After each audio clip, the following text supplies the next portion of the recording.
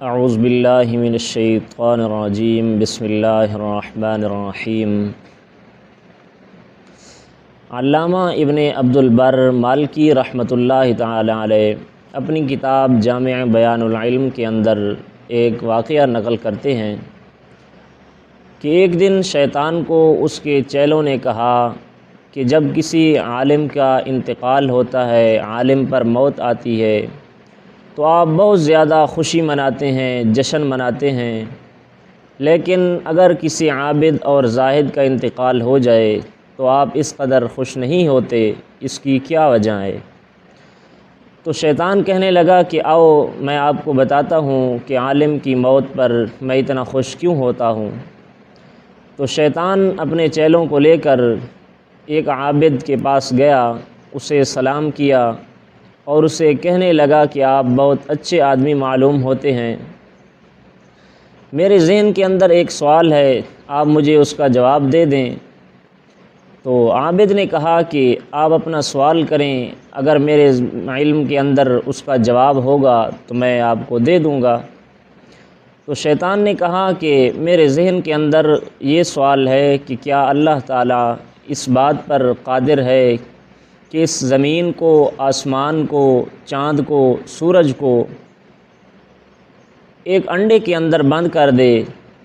اس حالت کے اندر کہ انڈا بھی اپنی حالت پر رہے، بڑا نہ ہو، اور یہ ساری کائنات بھی اپنی حالت پر رہے بلکہ چھوٹی نہ ہو۔ تو عابد زاہد تھوڑی دیر بعد کہنے لگا کہ یہ ساری کائنات کو ایک انڈے کے اندر اللہ رب العزت بند کر دے۔ اس نے تعجب کا اظہار کیا، کہنے لگا ایسا تو نہیں ہو سکتا۔ تو شیطان اپنے چیلوں کو کہنے لگا کہ یہ عابد زاہد ہے، بس نماز اور روزہ کے مسائل جانتا ہے، میں نے اس کے دل کے اندر شک کا بیج بو دیا ہے، اور یہی شک اس کو کفر کی دہلیز پر پہنچا دے گا اور یہ کفر کی دلدل میں پھنستا جائے گا۔ پھر شیطان اپنے چیلوں کو لے کر عالم کے پاس گیا، اسے کہا کہ میرے ذہن کے اندر ایک سوال ہے، آپ اس کا جواب دے دیں مجھے کہ کیا اللہ تعالیٰ اس بات پر قادر ہے کہ ساری زمین کو، آسمان کو، حتیٰ کہ پوری کائنات کو ایک انڈے کے اندر بند کر دے؟ تو عالم نے کہا کہ یہ تو کوئی بڑی بات نہیں، اللہ رب العزت کی ذات تو وہ ہے کہ جب کسی کام کو کرنے کا ارادہ فرماتے ہیں تو اللہ رب العزت فرماتے ہیں کن،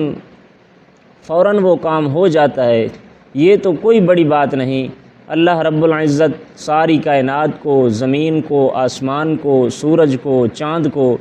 ایک انڈے کے اندر بند کر سکتا ہے، اس میں کوئی بڑی بات تو نہیں۔